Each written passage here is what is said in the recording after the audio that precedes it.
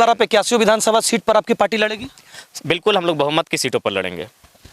एक चीज बताइए, मान लीजिए कि आप अगर मुख्यमंत्री महोदय बन भी जाते हैं, टाइगर जयराम महतो माननीय मुख्यमंत्री महोदय अगर बन जाते हैं, तो संविधान के कौन से ऐसे कानून के तहत आप जो आंदोलन कर रहे हैं 1932 का और नियोजन नीति का, जो आधार पे आप दिलवाएंगे, कैसे दिलवा पाएंगे? तो अगर आप संविधान की बात करते हैं तो संविधान तो दोनों तरह से बात करता है कि आप 60 विधायक कम से कम होना चाहिए, और फिर कुछ राज्यों को कहता है नहीं आप 30 विधायक में भी राज्य सरकार चला सकते। चूंकि 1932 की बात इसलिए आती है क्योंकि हमारे पूर्वजों की मांग रही है, ये हमारी मांग नहीं है। तो संविधान का अनुच्छेद 16/3 है, उसमें स्पष्ट रूप से कहा गया कि सभी नागरिक को सामान्य नियोजन में अधिकार है। उसके बाद उसी को लेकर वो वापस कर दिए कि ये नहीं हो सकता है।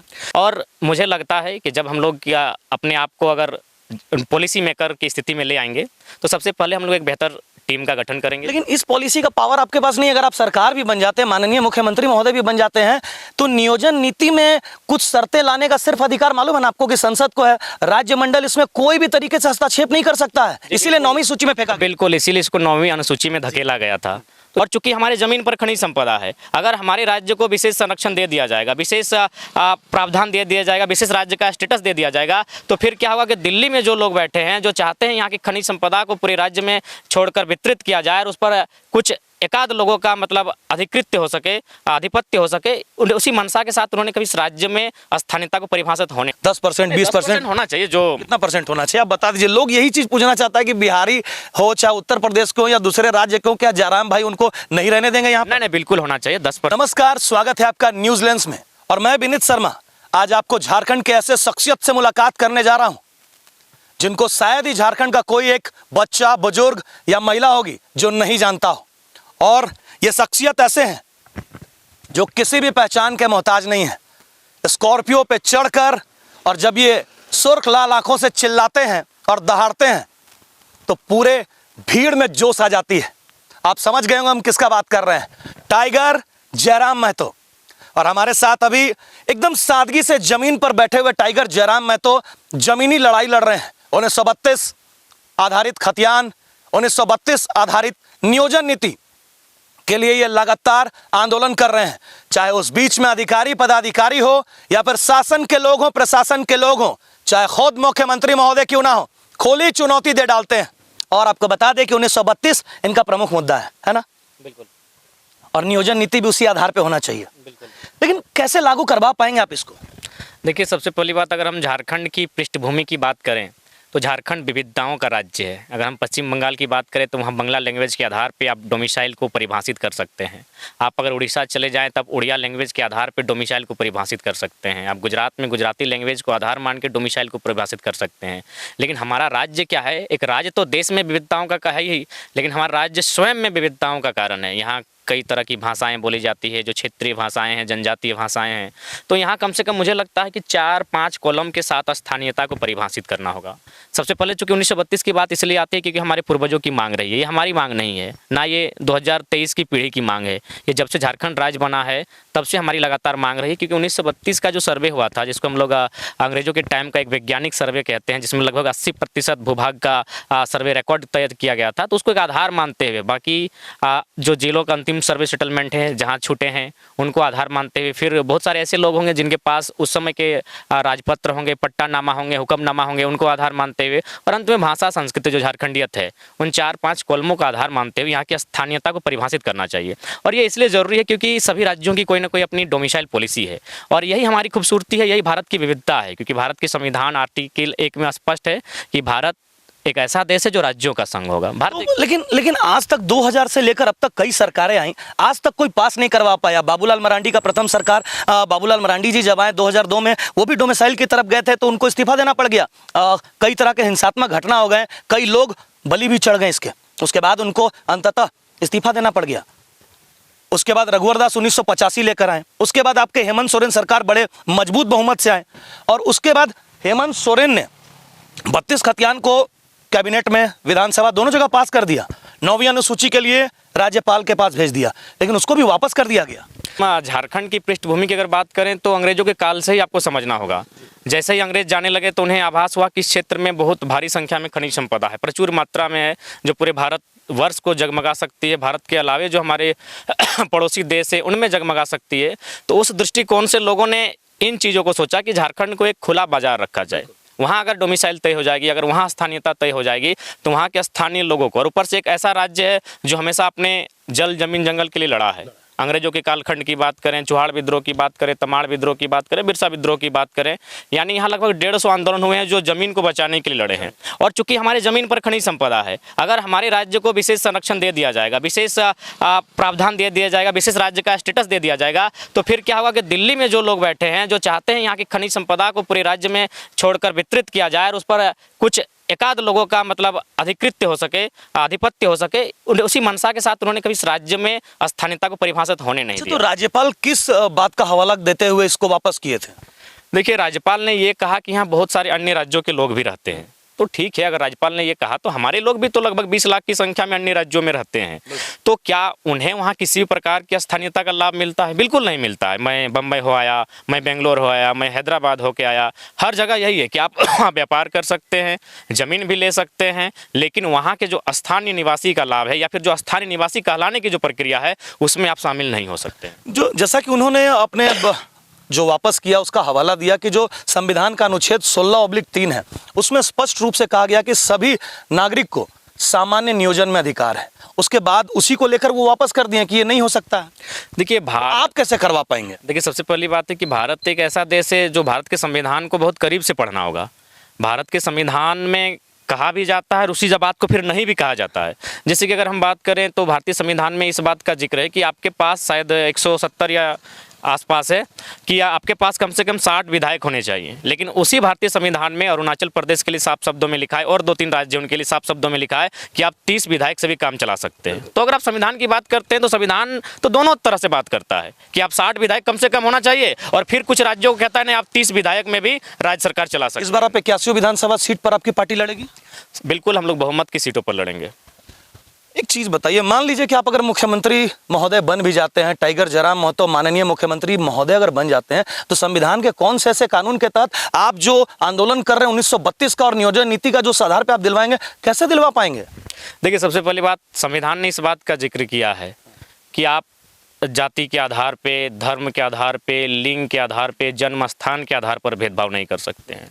तो हम लोग कुछ ऐसी प्रक्रिया को लाएंगे जिसका जिक्र उस लाइन में नहीं है, और मुझे लगता है कि जब हम लोग अपने आप को अगर पॉलिसी मेकर की स्थिति में ले आएंगे तो सबसे पहले हम लोग एक बेहतर टीम का गठन करेंगे। लेकिन इस पॉलिसी का पावर आपके पास नहीं। अगर आप सरकार भी बन जाते हैं, माननीय मुख्यमंत्री महोदय भी बन जाते हैं, तो नियोजन नीति में कुछ शर्तें लाने का सिर्फ अधिकार मालूम है ना आपको कि संसद को है। राज्य मंडल इसमें कोई भी तरीके से हस्तक्षेप नहीं कर सकता है, इसीलिए 9वीं सूची में फेंका। बिल्कुल, इसीलिए इसको 9वीं अनुसूची में धकेला गया था। तो इसलिए सबसे पहले हम लोग सदन में एक सार्थक चर्चा करेंगे, इसलिए हम लोकसभा की तैयारी कर रहे हैं, और सदन में हम लोग मतलब आपका टारगेट विधानसभा से ज्यादा लोकसभा की ओर है? नहीं, अब लोकसभा और विधानसभा दोनों रहेगा, क्योंकि इस राज्य को अगर सुरक्षित करना है तो सही बात है, कुछ कानूनों को संसद का अधिकार बनता है, तो संसद में हम एक सार्थक चर्चा करेंगे, झारखंड की चीज़ों को वहाँ प्रेजेंट करेंगे, और झारखंड के लिए जिस प्रकार नागालैंड के लिए 371 के तर्ज पर है विशेष प्रावधान है, हम लोग संसद में इस बात का चर्चा किया जाएगा और उससे मांग भी किया जाएगा कि झारखंड ने आज देश के कोने कोने को खनिज संपदा से प्रचुर मात्रा में देने का काम किया है। उसकी राष्ट्र की उन्नति में जब राज्य का योगदान है तो उस राज्य को एक विशेष राज्य के तहत या विशेष प्रावधान के तहत विशेष सुरक्षा देना चाहिए, ताकि विकसित राज्यों का उस राज्य के लोगों के साथ डोमिनेशन ना हो सके। मतलब विधानसभा के साथ साथ आपको संसद में मजबूती से आना होगा, तभी जाकर आप इसको ला पाएंगे। हाँ, निश्चय ही है, सदन में, संसद में भी हमारी चर्चा होनी चाहिए, क्योंकि अनुसूची का 9 का मामला सदन का विषय है, जो लोकसभा राज्यसभा का विषय है, हम वहाँ पर इस पर चर्चा करनी होगी। तो वहाँ जाकर जब तक हम लोग सार्थक रूप से, तार्किक रूप से, लॉजिकली जब हम लोग चर्चा करेंगे तो गंभीरतापूर्वक पूरा देश भी सुनेगा, पूरा राज्य भी सुनेगा, और सदन में बैठे लोग भी गंभीरतापूर्वक सुनेंगे कि आखिर वास्तव में इन 23 सालों में झारखंड के साथ हुआ क्या, कि आज झारखंड के लोग विवश हैं आंदोलन के लिए, आज झारखंड के लोग स्थानीयता को लेकर विवश हैं। तो इस चीज़ की सार्थक चर्चा है कि स्पष्ट है कि जयराम जी का जो आंदोलन है वो आपके झारखंडी हितों के लिए है, लेकिन सिर्फ मुख्यमंत्री या फिर सिर्फ विधानसभा के 81 सीट पर इनके जीतने से नहीं होगा, इनको बड़े तादाद में सांसद की भी जरूरत होगी। बिल्कुल ना? हाँ, बिल्कुल। जैसे अभी बात कीजिए, अभी देखिए सड़कों का चारों तरफ मायाजाल फैल रहा है। हम लोग विकास के विरोधी नहीं है, लेकिन आप यूपी में और बिहार में जो जमीन का दर लगाया गया है और जो झारखंड के सड़कों में चौड़ीकरण के लिए, चाहे भारतमाला प्रोजेक्ट के लिए जो दर लगाया जा रहा है, उसमें काफ़ी अंतर है। यहाँ 3000-8000 डिसमिल तक लिया जा रहा है। आखिर क्यों? न कहीं कुछ खामियां हैं हम में, कुछ त्रुटियां हैं हम में। अभी मैं बेंगलोर गया था तो वहाँ लगभग 15 से 20 एकड़ का ज़मीन, जो कि कंपनी जब सड़क बनाती है तो लेती है लीज में 5 साल के लिए, वहाँ अपना मटेरियल को इकट्ठा करती है, तो उसको 5 लाख रुपया प्रति मंथ दिया जा रहा है। और हमारे गांव के बगल में ठीक 20 एकड़ ज़मीन लिया गया था, मुझे याद है उनको सालाना मिला था, शायद 5 लाख की 10 लाख के बीच सालाना मिला था। तो बहुत अंतर है। अच्छा, आप बाहर राज्य गए हैं, तो क्या वहाँ पे हमारे झारखंड के भाई लोग वहाँ सुरक्षित से रह रहे हैं? देखिए, उनमें संशय रहता है, डर रहता है, लेकिन चूंकि वे लोग मजदूर के रूप में हैं, इसीलिए मुझे लगता है उनके साथ कुछ ऐसा घटना नहीं घटता है। वो डर तो झारखंड में भी हो रहा है कि बाहर राज्य के लोग आएंगे, जिस तरह से आप कह रहे हैं कि सिर्फ और सिर्फ 32 खतियानधारी ही लोग जो है नौकरी पा पाएंगे। नहीं, चूंकि इसका मैं आपके चैनल के माध्यम से क्लियर करना चाहूँगा, 1932 हो, जिला का अंतिम सर्वे सेटलमेंट हो, खतियान आधारित हो, भाषा संस्कृति के आधार हो, 4-5 पैमानों में झारखंड की स्थानीयता को परिभाषित किया जाएगा, और उस स्थानीयता को जब झारखंड की जो बहालियां होंगी उनमें इंक्लूड किया जाएगा, और विशेषकर 3rd और 4th ग्रेड की जो वैकेंसियां होंगी। क्या चाहते हैं, बाहर के लोगों को नौकरी मिले या नहीं झारखंड? उन्हें मिले।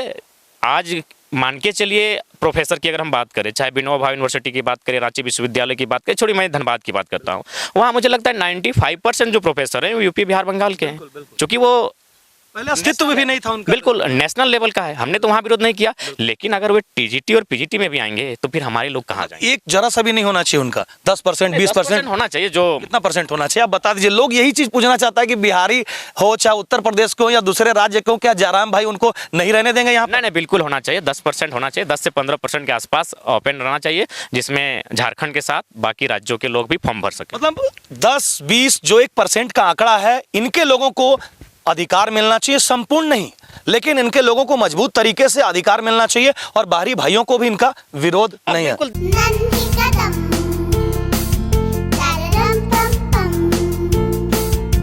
मेरे नन्हे कदम, a play school is nurturing childhood with strong academic foundation, so many extracurricular activities and full of exposure. Awarded as best preschool in Eastern India. Visit your nearest branch, Ranchi, behind Firayalal and Ashok Nagar, in Ramgarh near Miloni Club, Bicholia, Ramgarh, Kant.